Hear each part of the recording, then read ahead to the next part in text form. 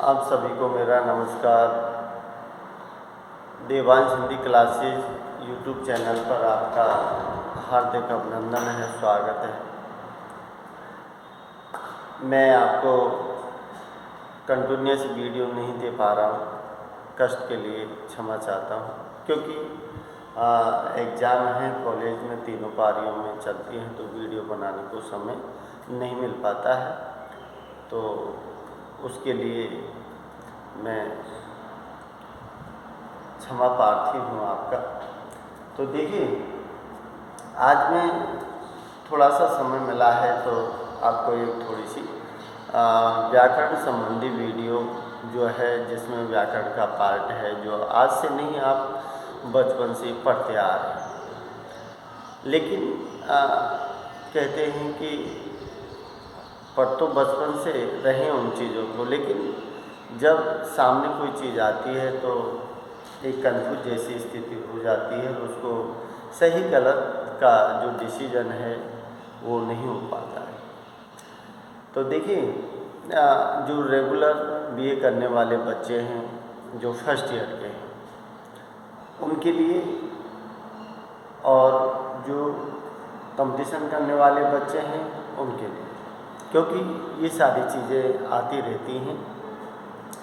तो देखिए, मैं जिस टॉपिक पर बात कर रहा हूँ वो चीज़ है आप जो आज से नहीं बचपन से पढ़ते आ रहे हो, जिसको हम क्या कहते हैं, संज्ञा।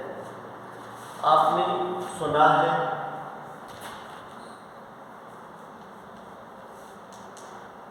संज्ञा शब्द, संज्ञा शब्द सुना है।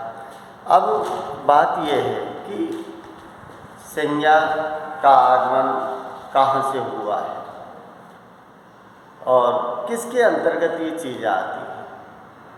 संज्ञा आप सभी जानते हैं, अरे किसी व्यक्ति, वस्तु या प्राणी आदि के नाम को संज्ञा कहते हैं। आज से नहीं, बचपन से आप पढ़ते आ रहे हो, नहीं क्या? लेकिन बात ये है कि संज्ञा शब्द जो आया है वो किस में से निकल कर आया है।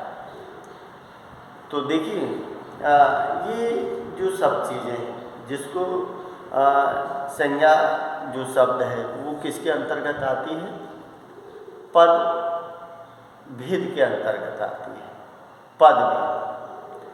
अब देखिए, पद भेद को बताने से पहले मैं थोड़ा सा शब्द और पद पर चर्चा करना चाहता हूँ आपसे। जो देखिए, आपने सुन रखी है सारी चीज़ें कि पद जो है वो क्या है, कि किसी भी वाक्य में प्रयुक्त होने वाला, किसी भी वाक्य में प्रयुक्त होने वाला जो शब्द है ना, वो पद कहलाता है। अब देखिए, वाक्य में किस तरह से प्रयुक्त होता है, लेकिन जैसे अपन देखिए, संज्ञा को मैं बाद में शुरुआत करूँगा, पहले थोड़ी सी चर्चा कर लेता हूँ। तो देखिए, आपको पता है कि शब्द जो है, शब्द क्या है? अरे शब्द एक से अधिक वर्णों से मिलकर एक सार्थक समूह का निर्माण करता है, जिसे हम शब्द कहते हैं। समझ लो, क्योंकि शब्द बगैर वर्णों के नहीं बनता। तो एक से अधिक वर्णों से मिलकर एक सार्थक समूह का निर्माण करता है ना, वो शब्द कहलाता है। और शब्द कितने प्रकार के होते हैं? अरे शब्द के कई प्रकार होते हैं। शब्द में देखिए, शब्द में क्या है कि जिसको अपन कहते हैं कि उत्पत्ति के आधार पर, उत्पत्ति के आधार पर भी होता है। दूसरा, अर्थ के आधार पर होता है। तीसरा, रचना के आधार पर। और चौथा होता है प्रयोग के आधार पर। ये सारी चीज़ें हैं। भाई, संज्ञा से पहले शब्द और पद क्या है, थोड़ा सा उनके ऊपर मैं चर्चा कर रहा हूँ, उसके बाद में फिर अपन संज्ञा पे बात करेंगे। तो शब्द क्या है? अरे शब्द एक से अधिक वर्णों से मिलकर जो सार्थक समूह का निर्माण होता है ना, वो शब्द कहलाता है।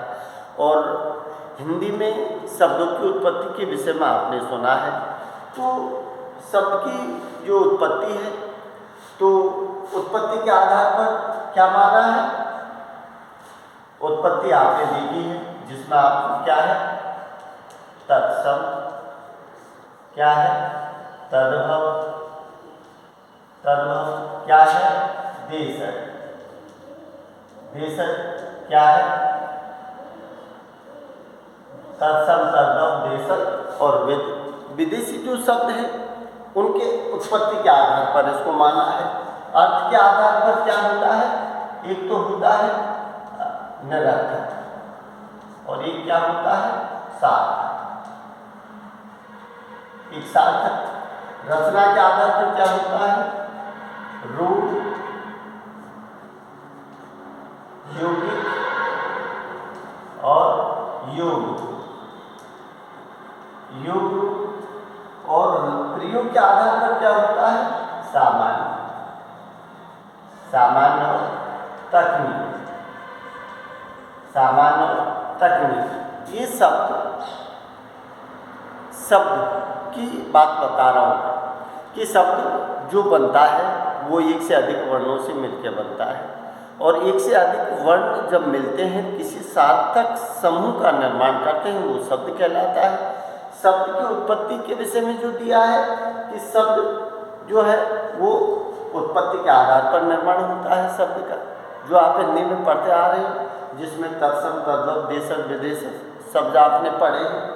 अर्थ के आधार पर एक निरर्थक होता है जिसका कोई अर्थ नहीं होता, एक सार्थक होता है जिसका अर्थ होता है। रचना के आधार पर रूढ़, यौगिक और योग शब्द चलते हैं। प्रयोग के आधार पर सामान्य, तकनीक।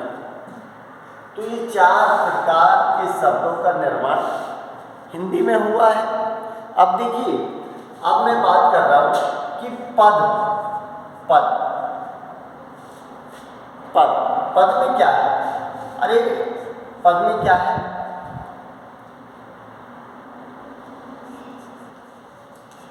जब किसी वाक्य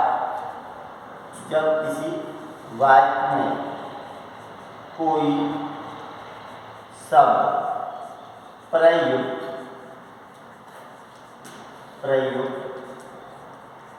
होता है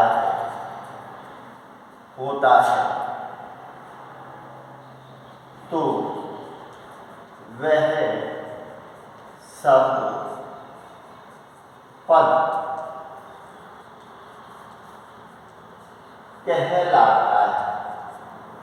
देखिए क्या दिया है कि जब किसी वाक्य में कोई शब्द प्रयुक्त होता है, सिंगल शब्द का कोई वो नहीं प्रभाव, लेकिन कोई भी शब्द जो है किसी वाक्य में जब आता है तो वो प्रभावशाली बन जाता है, और प्रभावशाली बनने के बाद वही शब्द पद के नाम से जाना जाता है। समझ रहे हो? वही शब्द, इसका मतलब कि वाक्य में प्रयुक्त होने वाला शब्द को पद कहते हैं। सीधे शब्दों में ये ध्यान रखो, वाक्य में प्रयुक्त होने वाला जो शब्द है ना, उसको पद कहते हैं। मैंने इस बात को यहाँ तक क्यों पहुँचाया है, पद तक क्यों पहुँचाया है? पद तक इसलिए पहुँचाया है क्योंकि संज्ञा का जो विकास हुआ है वो पद के भेद के अंतर्गत से हुआ है, इसलिए मैंने थोड़ा सा वेग से बताया है आपको। सीधा मैं संज्ञा भी बता सकता था, लेकिन एक पद के जो भेद होते हैं भाई, अब तक आपके दिमाग में जो बात होगी भाई पद, अरे सीधी बात है कि गद्दर पद पड़े हैं तो आप पद उस पद पर ले जाते, उस पद से मतलब नहीं है, वो पद है, ये पद है। समझ रहे हो आप? ये पद है और वो पद है जिसको आप पदभाग बोलते हो। तो पद क्या है कि वाक्य में प्रयुक्त होने वाले जो शब्द हैं ना, उनको पद कहते हैं। तो तो क्या है कि जब किसी वाक्य में कोई शब्द प्रयुक्त होता है तो वह शब्द क्या कहलाता है? पद कहलाता है। जैसे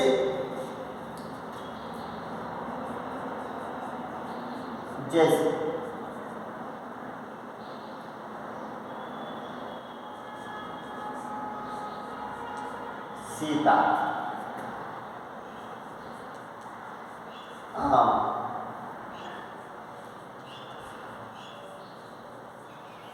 सीता आम खाती है। अब अगर ये पूरा ये क्या बन गया? एक वाक्य बन गया। ये पूरा एक वाक्य बन गया। अगर अपन इस सीता को सिंगल ऐसे लिखें, समझ लो आप, तो ये सीता एक शब्द है, एक सीता ये शब्द है, लेकिन इस सीता को यहाँ यूज किया है और इसके साथ और जो चीज है क्या क्रिया कर रही है, कौन सा उसमें कारक आता है, समझ रहे हो आप? तो जब उन सारी चीज़ों के साथ एक वाक्य में जब प्रयोग होगा तो वही शब्द जो है ना वो पद बन जाता है। समझ रहे हो आप? वही शब्द क्या बन जाता है? पद बन जाता है। तो यहाँ क्या है? जो सीता है ये क्या है? ये पद है। ये सीता क्या है? यह पद है। सीता आम खाती है या सीता आम खा रही है, समझ रहे हो? तो इसमें कर्ता भी है, सीता अब क्या कर रही है? क्रिया भी है, समझ लो।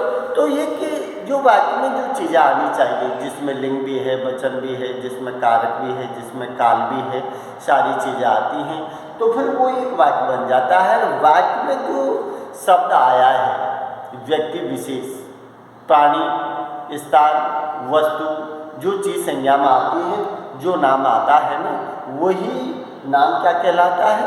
पद के नाम से जाना जाता है। अब ये पद कौन सा है? ये पद है संज्ञा। ये क्या है?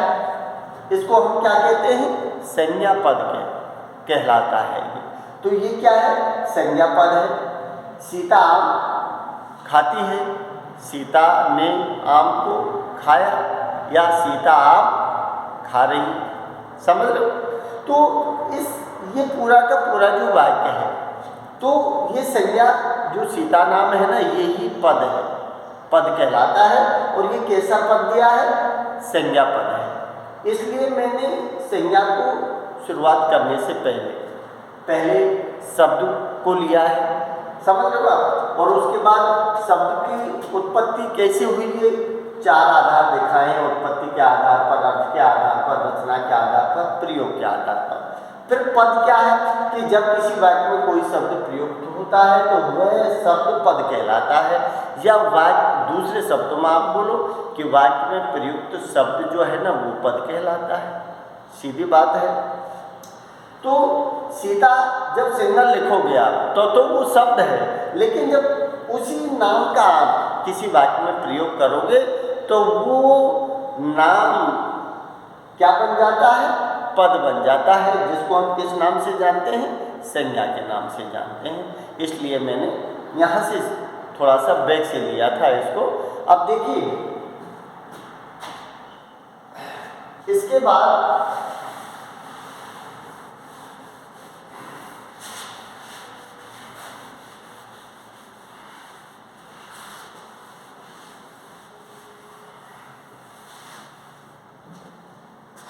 अब देखिए कि क्या है? संज्ञा है। तो संज्ञा, सर्वनाम, विशेषण, क्रिया, ये सब किसके भेद कहलाते हैं? पद के भेद कहलाते हैं। इसीलिए मैंने इससे पहले पद को लिया है। तो क्या है? पद के भेद। अब देखिए पद के जो भेद हैं, पद के भेद कितने हैं? पद के जो भेद हैं वो कितने हैं? 2 प्रकार के हैं, समझ लो। वैसे आप लोग तो पद के भेद में आप सीधा संज्ञा भी लिख सकते हो, सर्वनाम भी लिख सकते हो, विशेषण भी लिख सकते हो, क्रिया भी लिख सकते हो, समझ रहे हो आप। लेकिन तरीका जो है कि पद के भेद, तो पद समझ आ गया, अरे वाक्य में प्रयुक्त होने वाले शब्द को पद कहते हैं, जिसे हम संज्ञा, सर्वनाम, विशेषण, क्रिया आदि सारी चीज़ें आती हैं। तो ये क्या है? पद। अब ये पद दो प्रकार के होते हैं, पद के भेद दो प्रकार के हैं। पहला कौन सा है? पहला आपका कौन सा है? विकारी, विकारी शब्द। और दूसरा कौन सा है? अविकारी। अविकारी सब दो प्रकार के होते हैं पद। विकारी के अंतर्गत कौन कौन सी चीजें आती हैं? विकारी शब्द के अंतर्गत कौन कौन सी आती हैं? संज्ञा, ठीक। और क्या आता है? सर्वनाम। और क्या आता है? विशेषण। और क्या आता है? क्रिया। समझ लो, ये विकारी शब्द है। और अविकारी, अविकारी, अविकारी के अंदर क्या आता है? लिंग,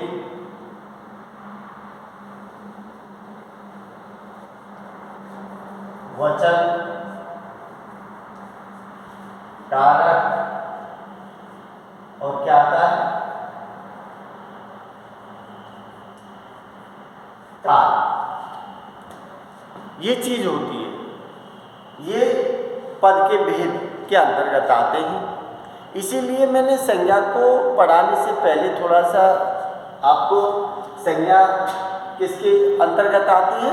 पद भेद के अंतर्गत आती है, ध्यान रखना। पद के भेद कितने किए गए हैं? दो हैं पद के भेद। पहला विकारी शब्द है और अविकारी शब्द है। अब विकारी शब्द कौन से होते हैं? अरे विकारी शब्द वो होते हैं जिनमें परिवर्तन हो जाता है। और अविकारी शब्द कौन से होते हैं? जिनमें कोई परिवर्तन नहीं होता है। या आपने शुरू से लेके एंड तक आप बीए कर रहे हो या कंपटीशन दे रहे हो तो बहुत सारी चीज़ें बहुत बार आपने पढ़ी होंगी। तो ये क्या है? विकार। विकार का मतलब होता है रूप में परिवर्तन होना। तो संज्ञा, सर्वनाम, विशेषण, क्रिया, इनके रूप में परिवर्तन हो सकता है। लेकिन अविकारी जो शब्द होते हैं ना, जो है विकारी जो शब्द होते हैं, उनके रूप में कोई परिवर्तन नहीं होता है। अर्थात सीधे शब्दों में आप समझिए, अरे जिनके लिंग, वचन, काल, कारक के आधार के रूप में परिवर्तन होता है तो वो तो विकारी शब्द होते हैं। और लिंग, वचन, कारक, काल के रूप में कोई परिवर्तन नहीं होता, वो है विकारी शब्द होते हैं। विकार का जो शाब्दिक अर्थ होता है वो होता है परिवर्तन होना। विकार शब्द बोलो, परिवर्तन बोलो, बात एक ही है। तो किसी के रूप में परिवर्तन होता है, विकार हो जाता है, तो वो विकारी शब्द है। तो संज्ञा, सर्वनाम, विशेषण, क्रिया, इनमें परिवर्तन हो।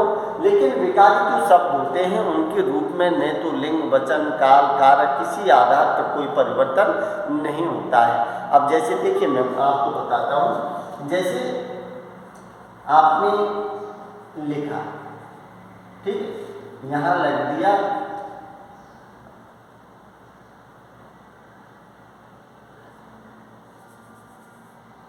आपने यहाँ लिख दिया लड़की, ठीक है।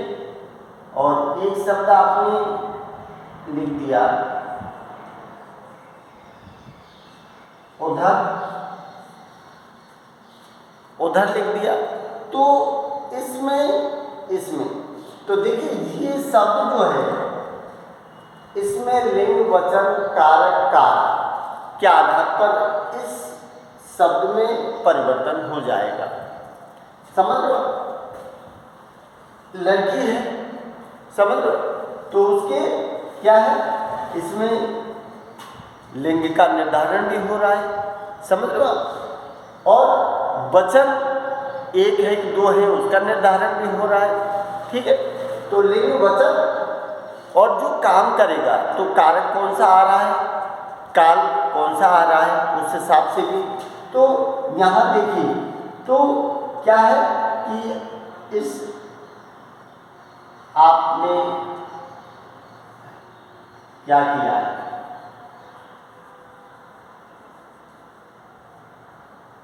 यहाँ क्या है, लड़की है, यहाँ लड़कियाँ, तो एक ही लड़की है, यहाँ ज़्यादा भी हो गई, समझ लो। तो एक से बहुवचन भी हो गया, वचन में परिवर्तन भी हो गया, लड़की लड़कियाँ। लेकिन इधर जो शब्द है ये अविकारी शब्द है, उधर जो शब्द है, इधर उधर जो शब्द है ना, ये अविकारी शब्द होते हैं, इनके रूप में कोई परिवर्तन नहीं होता। इसको आप क्या करो, उधरिया करो, उधेरू करो, कोई शब्द का अर्थ नहीं निकलेगा। जिसके लिंग वचन काल कारक के रूप में कोई परिवर्तन नहीं होता वो अविकारी है, मैंने पहले ही बोला है। और ये लड़की शब्द है, लड़की की जगह लड़का लिखो, जब भी वही बात है। अरे लड़के लिखोगे, लड़का लिखोगे तो उसका आप बहुवचन भी कर सकते हो, लड़के भी हो सकता है। जैसे लड़की का लड़कियां हुआ है, एक नहीं बहुत सारी लड़कियां हैं, तो उनके रूप में परिवर्तन हो सकता है, किसके में, लिंग वचन काल कारक के आधार पर। लेकिन जो विकारी शब्द हैं उधर इसमें कोई परिवर्तन नहीं होगा। तो ये क्या है, ये विकारी शब्द है, ये अविकारी शब्द है, ध्यान रखना। अब देखिए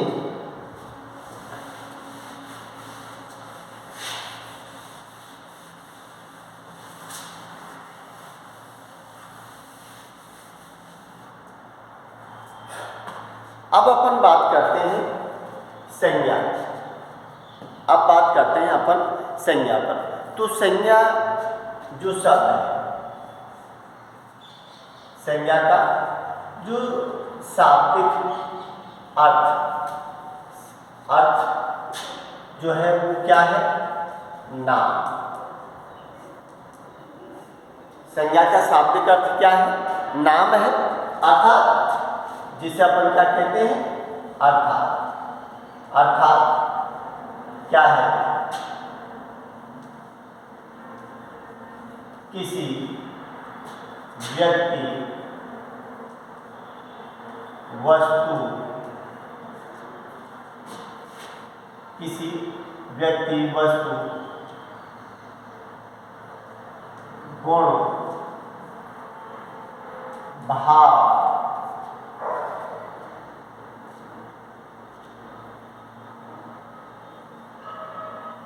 के